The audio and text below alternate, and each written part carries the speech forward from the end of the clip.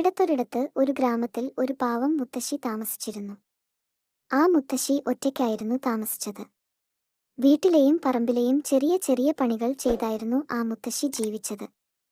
അങ്ങനെ ഒരു ദിവസം മുത്തശ്ശിക്ക് പറമ്പിൽ നിന്നും ഒരു ചെറിയ പട്ടിക്കുട്ടിയെ കിട്ടി. മുത്തശ്ശിക്ക് ആ പട്ടിക്കുട്ടിയെ ഇഷ്ടമായി. മുത്തശ്ശി ആ പട്ടിക്കുട്ടിയെ വീട്ടിലേക്ക് കൊണ്ടുവന്നു. അത്രയും നാൾ ഒറ്റയ്ക്ക് താമസിച്ച മുത്തശ്ശിക്ക് പട്ടിക്കുട്ടിയും കൂടെ വീട്ടിലേക്ക് വന്നപ്പോൾ ഒരുപാട് സന്തോഷമായി. അവർ രണ്ടുപേരും സന്തോഷത്തോടെ വീട്ടിൽ ജീവിച്ചു.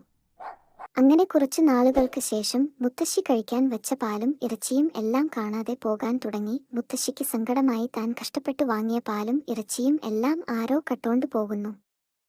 മുത്തശ്ശിയും പട്ടിക്കുട്ടനും പുറത്ത് പണിക്ക് പോകുന്ന സമയം നോക്കിയായിരുന്നു കള്ളങ്കത്ത് കയറി സാധനങ്ങൾ എടുത്തോണ്ട് പോയത്. എല്ലാ ദിവസവും ഇത് തുടർന്നുകൊണ്ടിരുന്നു. മുത്തശ്ശി പല സ്ഥലങ്ങളിൽ മാറ്റിവെച്ചെങ്കിലും കള്ളൻ വന്നതെല്ലാം എടുത്തോണ്ട് പോകാൻ തുടങ്ങി. അങ്ങനെ മുത്തശ്ശി തീരുമാനിച്ചു ആ കള്ളനെ എങ്ങനെയെങ്കിലും പിടിക്കണം. അതിനുവേണ്ടി മുത്തശ്ശി പുറത്തു പോയപ്പോൾ പട്ടിക്കുട്ടനെ വീട്ടിൽ വിട്ടിട്ട് പോയി.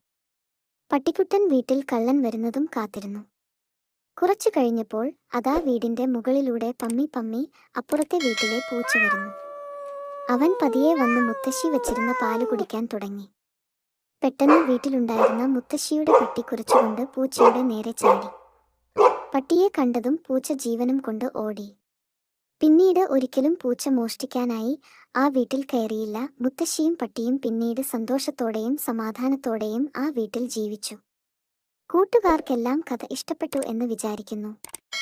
കൂട്ടുകാരൻ നമ്മുടെ ചാനൽ സബ്സ്ക്രൈബ് ചെയ്യാൻ മറക്കരുത്. കൂട്ടുകാരെല്ലാം നന്നായി പഠിക്കണം കേട്ടോ. ഇനി നമുക്ക് പുതിയൊരു കഥയുമായി നാളെ കാണാം.